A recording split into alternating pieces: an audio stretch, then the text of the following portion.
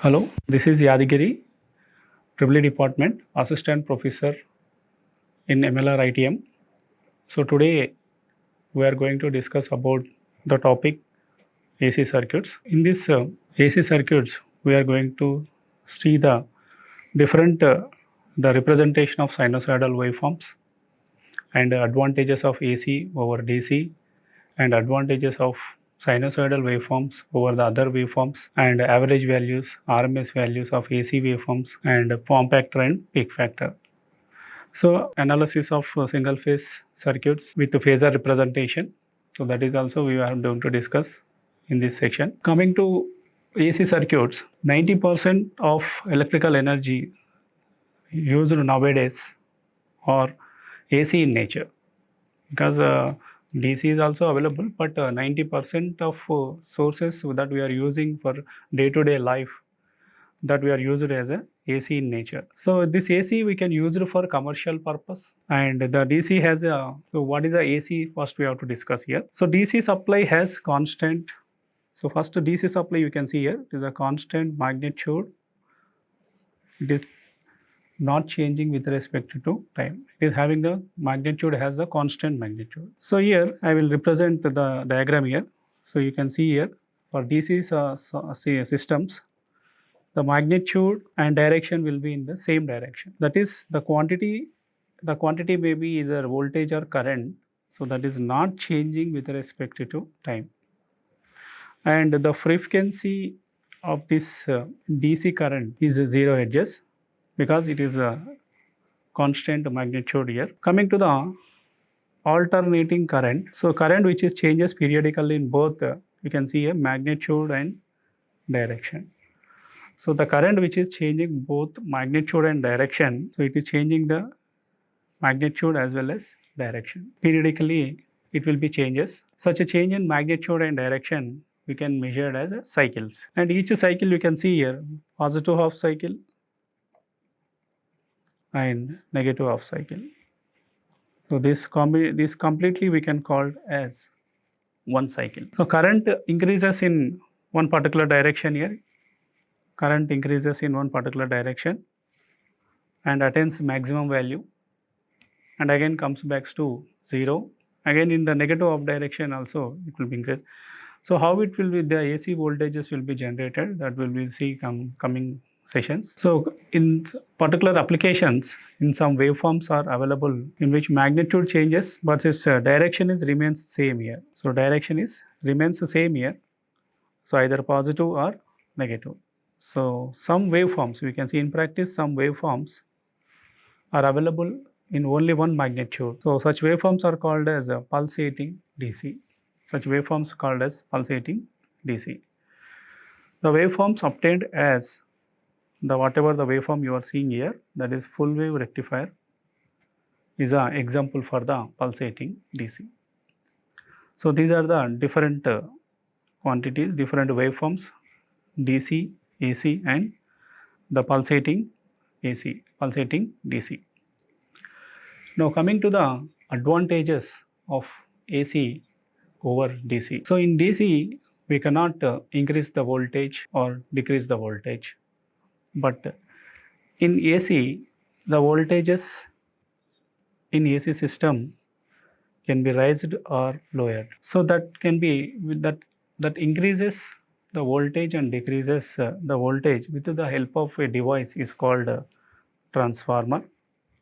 So transformer is a device which can be used to increase the voltage or decrease that means it is raised the voltage or lowered the voltage. But in DC systems it is not possible, it is not so easy also. So that is the first advantage of AC system.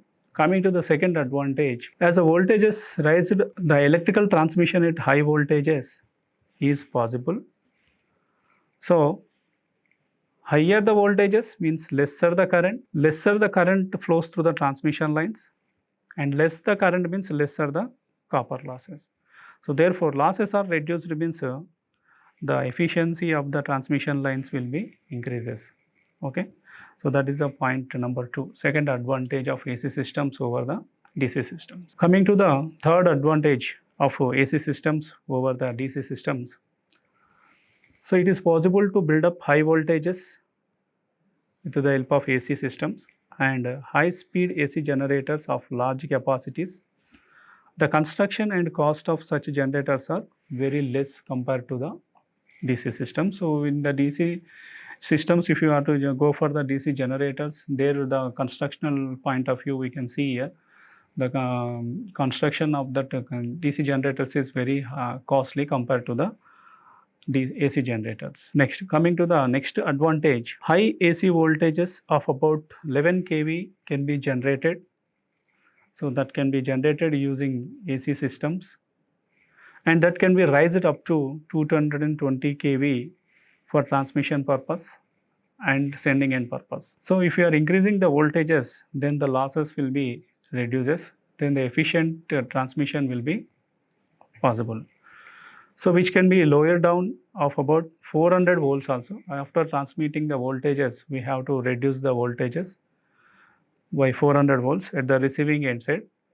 So this is not possible in case of a DC system. So coming to the next advantage, AC electrical motors are simple in construction. So AC motors are simple in constructions compared to the DC motors, and cheaper, requires less attention for maintenance point of view. Whenever it is necessary, AC can be easily converted into DC supply. If you want to convert the AC supply into DC, with the help of the rectifiers, we can convert the AC supply into DC supply. So this is required, is very much essential for the applications like cranes, printing press, printing processes, battery charging, telephone systems, etc. Such requirement of DC is very small compared to AC system. So wherever we have to require the DC systems, we have to convert that AC systems into DC systems. So due to above advantages, AC is used extensively in practice. AC we can use here. So all are the advantages compared to the DC. So then we have to use the AC systems compared to heavily in practice. So it is necessary to study the AC fundamentals. Okay, so those are the advantages of AC system over DC system. Now coming to the next topic, that is types of AC waveforms. So we are, as you see here in the figure, the types of AC waveforms. We are having the different types of waveforms in here. So first one is a sinusoid sine waveform. Okay, so first one is this is a sine waveform, and the second one is a square waveform. Third one is a triangular waveform, and fourth one is a complex waveform. See here, so these are all whatever the quantities is there, which is undergoes under the various instantaneous values like in magnitude as well as the directions with respect to zero reference is called as an alternating quantity. So the graph of such quantities against the time is called as waveforms. You can see here in the four waveforms, different waveforms. So all are alternating quantities only, that are all are changing with respect to time in both magnitude as well as direction. So one is a positive direction and one is a negative direction. So all the cycles are changing with respect to time here. So here various types of alternating waveforms are seen here. So out of this all these waveforms, purely sinusoidal waveform is preferred here. So this one is we are going to prefer compared to all other waveforms. So why we are going to prefer for pure sinusoidal waveforms compared to the other waveforms? That is also they are having some advantages. So we will see the advantages of purely sinusoidal waveform compared to the other waveforms. See, other waveforms also changing with respect to time here. So each cycle you can observe here, both magnitude and direction will be changing with respect to time here. So apart from this, so all these different waveforms, so sinusoidal waveform is a best one. So why it is best one, we are going to see now the advantages of purely sinusoidal waveform. So first advantage is mathematically it is very easy to write the equations. First point is we have to write the equations very easy for pure sinusoidal waveforms. Any other type of waveform can be resolved into a series of sine and cosine waveform of fundamental and higher frequencies, and sum of all the waveforms can be which will gives the original waveforms. So that means here any other type of waveforms like triangular, okay, you can see here triangular waveforms or square waveforms, okay. Any waveform can be resolved into a series of sine and cosine waves of fundamental and higher frequencies. So what is fundamental and what is higher frequencies, that we will discuss in the coming classes. So all these waves gives the original wave form. So hence it is always better to have a sinusoidal waveform as the standard waveform. That is the second advantage. Coming to the third advantage, sine and cosine waves are only the waves which can pass through the linear circuits. So only the sine and cosine waves are which can passes through linear circuits containing the resistance, inductance and capacitance without any distortion. In case of other waveforms, we can see here. So there is a possibility of the distortion. So when it is passes through the linear circuit. So that is the third disadvantage of a sinusoidal waveform compared to the other waveforms. Next one, the another advantages of sinusoidal waveform is the integration and derivation. So the integration and derivation of sinusoidal function is again a sinusoidal function. That is the beauty of the sinusoidal waveforms.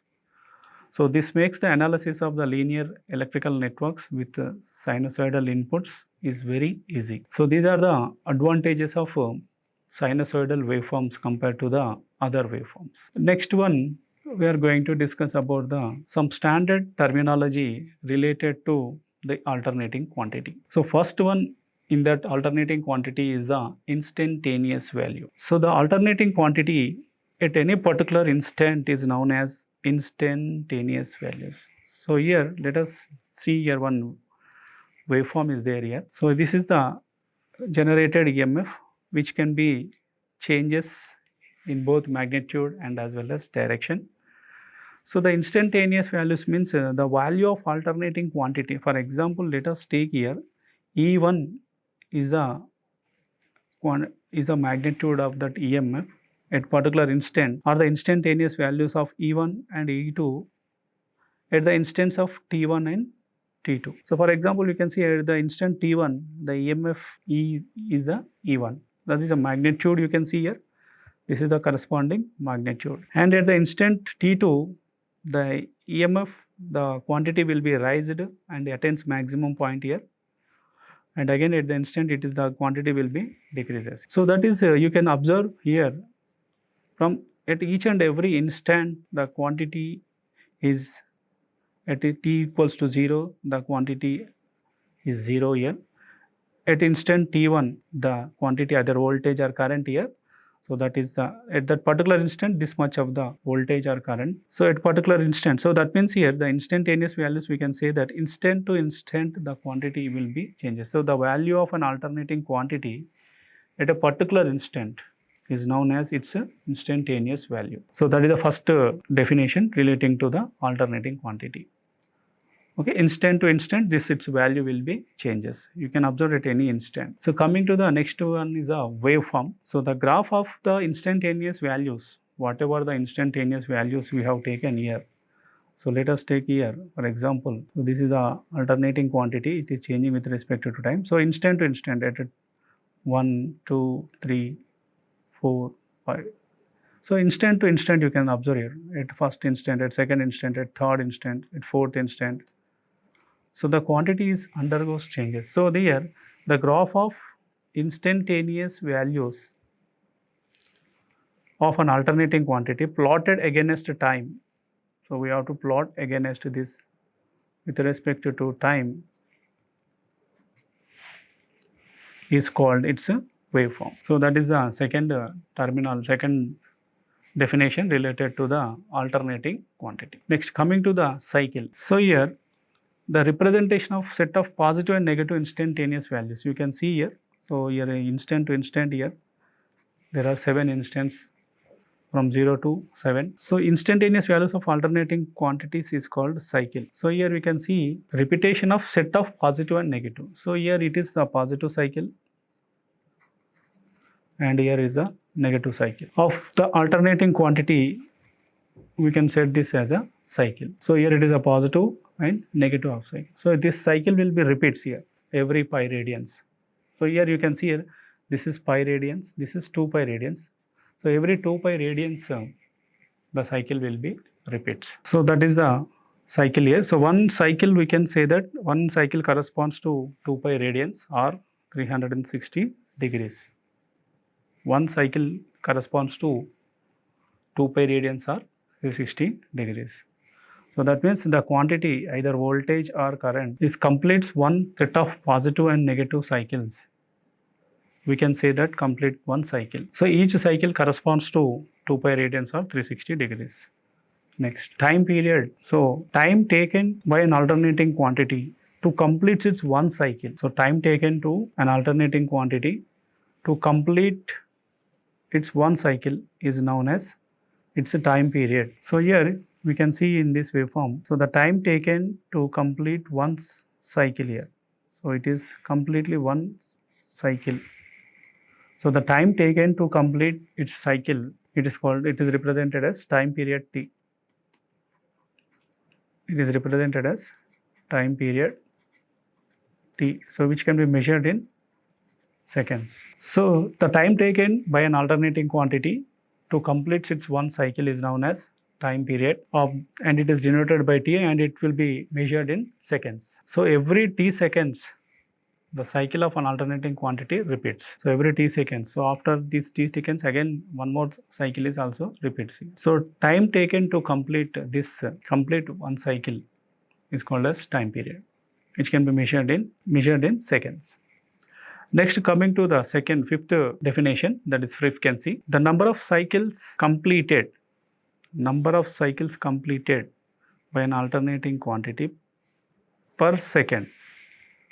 That means for 1 second, how many cycles it will be completed is known as its frequency. So it can be represented as F and it is measured in cycles per second. So which is known as hertz. So the frequency we can measure it in hertz. So it is denoted as Hz, capital Hz, and the frequency is equals to 1 by T Hz. That means here we can see the number of cycles completed per second. Number of cycles completed per second, we can represent that as a frequency of the quantity. So in our nation, the standard frequency of alternating voltages and current is 50 Hz, whereas in USA, it is in 60 Hz. Next, coming to the sixth definition relating to the alternating quantity, that is amplitude.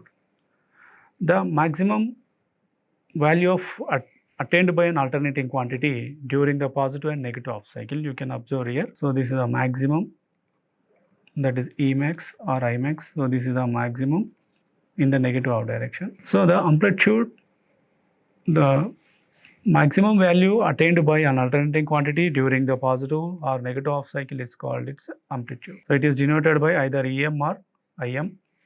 So EM called as peak value of the voltage, while IM is called as a peak value of the current. That is the maximum value of current. Next, coming to the seventh definition, that is angular frequency. So it is a frequency expressed in radians per second. It is a frequency expressed in radians per second. One cycle of an alternating quantity corresponds to 2 pi radians. Angular frequency can be expressed as 2 pi cycles per second. 2 pi cycles per second. So it is denoted by omega and its units is radians per second. The units of angular frequency is radians per second. So it is a frequency expressed in radians per second. So one complete alternating quantity corresponds to 2 pi radians. So angular frequency is a frequency, okay, so which can be expressed in terms of radians per second. So we have to see the relation here. So relation between the frequency and angular frequency. So angular frequency omega is equals to 2 pi f radians per second. Omega is equals to 2 pi f radians per second, or omega is equals to 2 pi by t radians per second, okay, which can be expressed in radians per second. Okay, so these are the terminology relating to the alternating quantity.